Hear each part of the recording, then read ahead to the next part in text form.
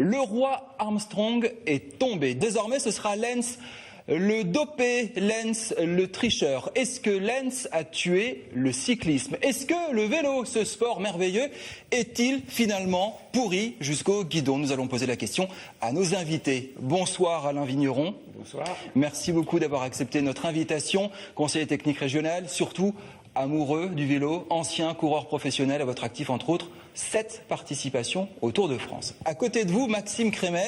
Bonsoir Maxime.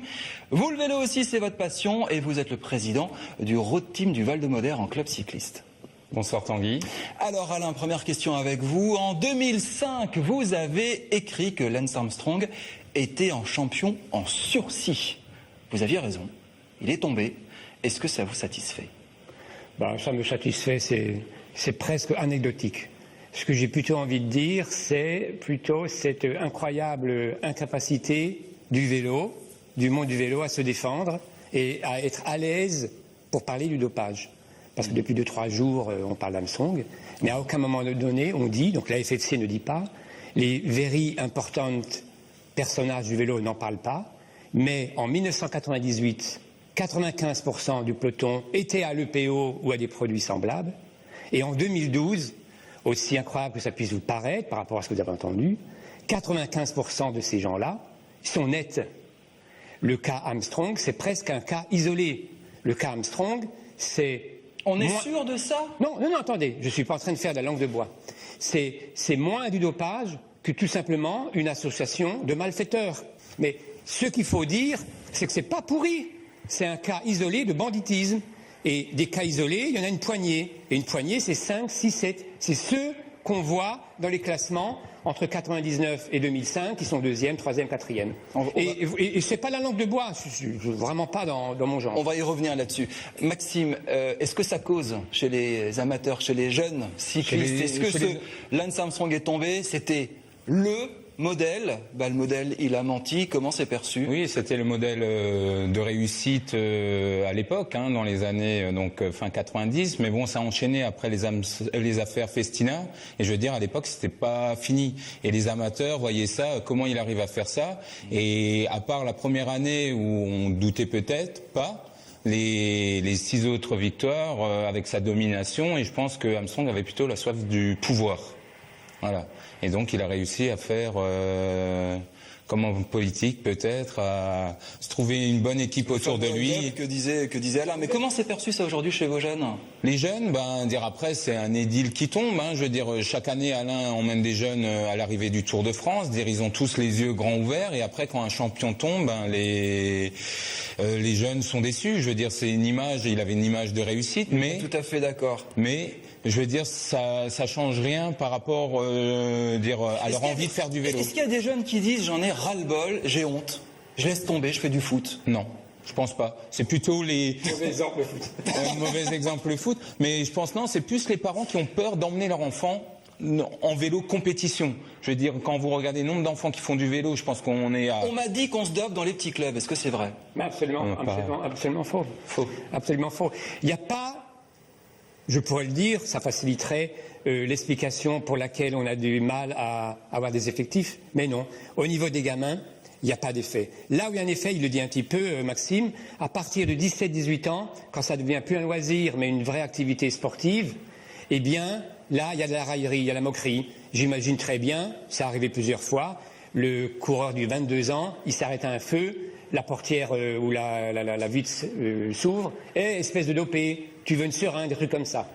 Mais au niveau des gamins, ils sont dans une autre sphère quelque part, ils sont passionnés par leur vélo, et ils n'ont peut-être pas le recul et ces notions d'éthique, c'est mal, c'est pas mal, et ça fait pas trop de dégâts. Les dégâts, ou les difficultés qu'on a pour amener les gamins en vélo, elles sont ailleurs. C'est plus moi qui est visé par Armstrong et ceux qui font du vélo, à savoir on détruit ce que moi j'ai fait, et ce que d'autres font. Des années de boulot quand même. Ouais, c'est-à-dire qu'on détruit, le rêve des gens qui consiste à ce qu'ils doivent continuer à croire qu'on peut faire des trucs inimaginablement extraordinaires sur un vélo, donc le Tour de France, donc des trucs très spectaculaires, sans passer par une pharmacopée à la Armstrong ou à d'autres de son acabit. Et comment on apprend ça à des gamins de 12-14 ans? Vous avez ces messages-là en disant Pas de seringue, pas de PO, tu peux y arriver quand même en bossant beaucoup?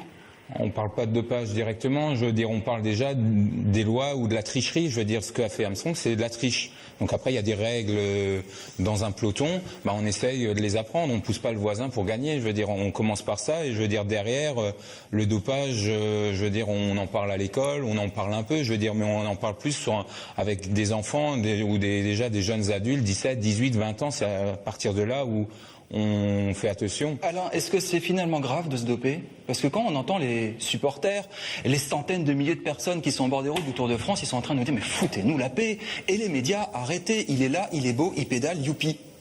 En faisant un petit brin d'histoire, en 98, cette fameuse affaire Festina, oui. un débat du genre que vous voulez entamer maintenant, à savoir au niveau sport de haut niveau, spectacle, est-ce que finalement, taratati taratata. Il y a des gens qui disent mais laissez-les faire. Oui, les Américains, ils ont leur NBA, machin et compagnie. Et je peux dire que c'est grâce, il y en a qui vont grincer les dents ou les oreilles, je ne sais quoi, devant la télé.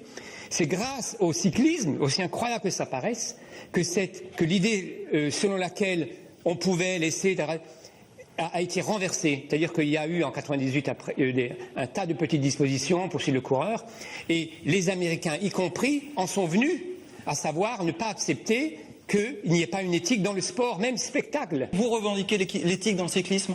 L'éthique d'une manière générale, sans que on se fourvoie. Il y a une proportion scandaleuse, elle est représentée aujourd'hui par Armstrong, et il y a une autre, comment faire pour faire le mieux possible son métier, mais la vraie éthique, on n'y arrivera jamais à l'obtenir. Maxime, rapidement une réaction Par rapport à ces questions d'éthique, qu'est-ce que dit Alain? il faut dire, moi je pense que c'est dire vers là qu'on va, mais je veux dire là-dessus, moi je veux rebondir peut-être sur autre chose. C'est l'aspect financier qui fait qu'il y en a qui essayent de tricher, puisqu'il y a cette soif de pouvoir ou d'argent qui fait que ces gens-là. Pareil, il y en a 5 qui se font des millions et il y en a 250 qui se font SMIC. Voilà, mais bon, c'est après, il y en a qui sont couverts. Moi, je me pose la question comment Armstrong a réussi pendant 10 ans à arriver. Maxime, j'aurais juste rajouté quelque chose par rapport à l'éthique, parce que finalement, c'est important. Souvent, on dit, en politique, en sport, c'est le reflet de la société. Il y en a un certain nombre qui sont méchants, nanani, nanana. On les retrouve dans ces secteurs. Mais c'est pas vrai. En sport, la définition du sport, c'est la justice. On est égaux par rapport à l'adversaire, etc. C'est pour ça que l'éthique dans le sport, elle est indispensable. C'est la définition, c'est dans la nature même du sport. Aujourd'hui, quand on dit que les sportifs français, cyclistes français sont propres, est-ce que vous garantissez que les... Non, vous garantissez pas? Je garantis, arrêtez vos conneries. 95%. Vous entendez Bernaudot et compagnie, c'est les cyclistes français sont propres. Exemple. Il y a 10-12 jours, à Rittershofen, un patin paumé, beau néanmoins. Beau mais paumé. On peut faire les deux, c'est souvent d'ailleurs comme ça que ça marche. Christophe Kern, qui est notre cycliste professionnel alsacien, qui doit être, il ne faut pas qu'il se froisse, classé peut-être 100 ou 120e au niveau mondial, ok, tout ça c'est un peu arbitraire. Eh bien, il y a bel et bien des types de Milan qui sont venus à 7h du matin lui piquer du sang et du pipi. Ça c'est une réalité. Et 100% des coureurs professionnels français ont accepté d'être pistés de cette manière, justement pour ils ont même en passeport à eux. Hein. Oui, pour un vrai suivi. Et finalement, je reviens à ce que j'ai dit tout à l'heure, Armstrong, il n'a pas pris d'autres produits sophistiqués, compliqués. Non, il a regardé il a créé une association de malfaiteurs. C'est pareil, c'est là qu'il a arnaqué le truc. Le Tour de France, ça fait encore rêver, Maxime? Oui. Oui, je suis persuadé, aussi bien chez les jeunes que chez les cyclistes amateurs, il fera toujours rêver, ça fait 100 ans, il y aura le 100e tour. Alors justement, il y a le 100e tour, il passe pas par l'Alsace ni par le nord-est de la France. Quand vous regardez la carte, ils ont oublié qu'il y avait le nord-est de la France, il passe pas par l'Alsace, vous êtes déçus? Très déçus, ouais. Je pense qu'on a peut-être les plus belles étapes dans notre région, malheureusement, il y a le problème d'argent sans doute, ou de pouvoir, mais voilà, c'est un peu malheureux. C'est dommage, Alain? Non, pas plus que ça. C'est tellement national, le Tour de France. Moi, ça m'émeut pas plus que ça. Alors, on peut pas aller en Corse, en Bretagne. La Corse est quand même éminemment sympathique, je sais pas si c'est le terme, mais à quelque part quelque chose, parce qu'il y a pas... Peut-être une magie qu'il n'y a pas en Alsace, on va le dire clairement, la Corse c'est magnifique, point. Ouais. Ouais, aussi. Autre réflexion, Alain, quand on demande à des cyclistes de dire vous allez vous faire l'Alpe d'Huez 2 fois dans la journée, est-ce que c'est pas un peu chercher les problèmes? Est-ce qu'on se dit pas qu'à un moment donné, oui, ils vont devoir mettre des piles, et vous l'avez dit, ils vont devoir mettre des piles, monter 2 fois l'Alpe d'Huez dans une journée, c'est franchement n'importe quoi. Et après on veut lutter contre le dopage. Non, c'est 2 choses différentes. Déjà, ça c'est un avis qui n'engage que moi, c'est une fausse bonne idée. C'est une fausse bonne idée, parce que souvent on dit les émotions, on peut les connaître ou les ressentir qu'une fois. On ne fait pas émotion bis. Et donc en faisant 2 fois, il n'y aura pas 2 fois mieux. C'est un peu ridicule cette manière de penser. Et ça ne pousse pas davantage au dopage. Arrêtez vos bêtises. C'est comme si il y avait un C'est une question basique de PMU, c'est de se dire pour monter 2 fois l'Alpe d'Huez, il va falloir qu'il soit. Mais l'Alpe d'Huez, est-ce que vous ne connaissez pas l'Alpe d'Huez? Il n'est pas plus dur c'est un col mythique parce qu'il arrive. C'est peut-être plus dur que le Mont-Saint-Odile quand même. Mais beaucoup moins dur que le Tourmalet, beaucoup moins dur que le col du Glandon, ou de la Madeleine, ou je ne sais quoi. Il est mythique parce que c'est à l'arrivée d'un col. Il est mythique parce que au niveau télé, on voit les coureurs monter comme ça, et pas s'engager dans les vallées. Donc c'est plus spectaculaire. Mais il a, je crois, 12-13 km à 8%. Je ne vais pas dire que c'est banal, bien entendu que non. Mais c'est pas aussi dur qu'un enchaînement entre Pau et la fameuse étape, là, aidez-moi, là, Pau, quelque chose, je ne me rappelle plus. Du genre Tourmalet, Aubisque et compagnie. De quoi? Pour l'aider, Pau, c'était... On va demander à Mathieu Chanvillard, que j'appelle sur le bateau de Patrick Attaudy, qu'il vient avec son billet d'humeur et d'humour. Et avant qu'il commence, c'est quoi l'étape? C'est pas ça. Ça doit être ça. C'est ça? Je crois bien. Bagnères du Fond, peut-être. Tourmalet, Aubisque, Aspin, Pierre-Sourde et... C'est bon. Non, Mathieu, revenez ici. Salut Mathieu, chaque semaine. Je suis pas sûr. Hein. Billet d'humeur, on regardera, au pire on le notera en bas de l'écran, excusez-nous. Mathieu. Bonjour Tanguy. Vélo, dopage. Vélo dopage. Oui, le dopage dans le sport, le dopage dans le vélo. Bon, après, c'est jamais vraiment que la manière un petit peu surrestreinte des petites tricheries, des petites entorses du quotidien. J'ai bien entendu Alain tout à l'heure, mais partout il y a un petit peu de la triche quand même. C'est vrai, on triche un petit peu, beaucoup, passionnément dans tous les secteurs de la vie. Quand on est tout petit, on triche en jouant aux cartes avec sa petite sœur, croyez-en mon expérience. Au collège, quelques années plus tard, on triche lors de l'interro surprise de maths du lundi matin, croyez-en mon expérience. Et puis, quelques années plus tard, quand on a grandi, on triche un petit peu quand on fait sa déclaration d'impôt, croyez-en... non, mince, pardon, Armstrong, on l'a quand même vu venir un petit peu quand même, c'était pas humain honnêtement. Tanguy, 30 ans après avoir marché sur la Lune, gagner 7 Tours de France à la suite, c'était juste pas possible quoi. Et puis là vous pouvez lui mettre 2 fois l'Alpe d'Huez, effectivement c'est pas le plus dur peut-être, mais chargé comme il était, non, même dans 20 ans, même en fauteuil roulant, il aurait passé en tête. Non, franchement ça colle pas. Heureusement, soyons un peu plus positifs. En Alsace, je pense qu'on est quand même, comme toujours, comme souvent, quand même vraiment mieux lotis qu'ailleurs. Non, je pense qu'on peut dire aujourd'hui qu'il n'y a pas de dopage en Alsace. Il suffit de regarder. Vous voyez, le Racing et le FC Mulhouse scotchés en 4e division, la SIG qui n'a pas joué les playoffs depuis des années. 7 malheureux athlètes alsaciens aux Jeux Olympiques et Paralympiques cet été à Londres, parmi les 495 athlètes français en tout. Non, il suffit de regarder les résultats. Avec des résultats pareils, ils se dopent pas, c'est pas possible.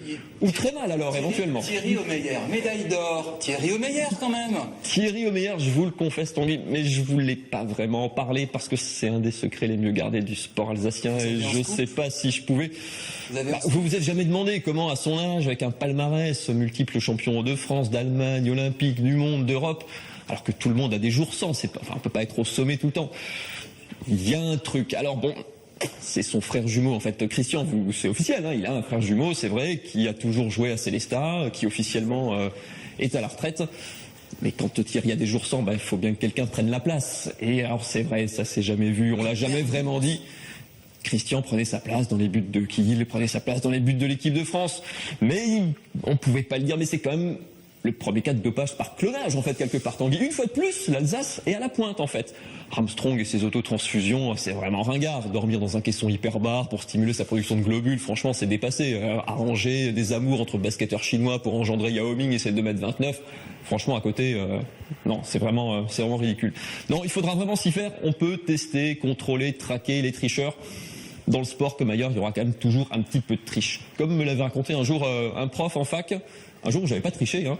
En histoire, le boulet est quand même toujours en avance sur la cuirasse. On invente quand même d'abord une arme et après seulement on peut se défendre. Et dans la vie et dans le sport, le dopage sera malheureusement toujours un petit peu en avance sur celui qui les poursuit. Mais allez, pour pas finir sur une note complètement négative, il faut quand même dire que le dopage, et Armstrong en est la preuve, ça finit quand même toujours mal. On voit d'ailleurs au niveau régional, pendant que son jumeau Thierry Omeyer, justement pour finir sur lui, ça fait mal finir pour Christian. Genre Thierry pose tous les jours avec sa médaille d'or, il a droit aux flashs, aux photos et tout. Christian reste toujours dans l'ombre. Le vrai problème, c'est qu'est-ce qui va se passer quand Thierry Omeyer va arrêter sa carrière? Parce que là, Christian ne lui servira plus à rien. Au pire, il risque de parler, de vendre la mèche. C'est pas possible. Donc Christian va finir, c'est un coup à finir enfermé dans un cachot du château du Haut-Königsbourg, un truc comme ça. L'histoire de masque de fer à l'alsacienne. Non, vraiment, Tanguy, les histoires de dopage, de toute façon, ça finit toujours mal. Comme les histoires d'amour, ça finit toujours mal, Alain, c'est ça? Pas forcément, non. Hein. C'est de l'humour. Ça rejoint un petit peu ce que j'ai dit tout à l'heure, à savoir l'éthique, c'est comme la théorie, on n'arrivera jamais à l'atteindre. Le pilote d'avion, il ajuste la courbe et s'il l'ajuste trop mal, s'il s'en écarte de trop, eh bien, il se casse la gueule. Armstrong s'est cassé la gueule, et pour en faire également de l'humour, il a alluni cette fois et il a mal atterri sur Terre. Maxime, un dernier mot, c'est vous qui concluez. 10 secondes, les jeunes cyclistes qui vous regardent et qu'il faut peut-être remotiver, surmotiver? Je pense pas qu'il faut les motiver, ils sont déjà largement au taquet. Et voilà, je veux dire, le fait qu'on attrape les tricheurs, c'est une bonne chose et j'espère que ça continuera comme ça. Comme ça donnera de l'espoir toujours à ces jeunes que sans tricher, on peut y arriver. Revenez quand vous voulez dans Patrick Haddotic. Merci beaucoup.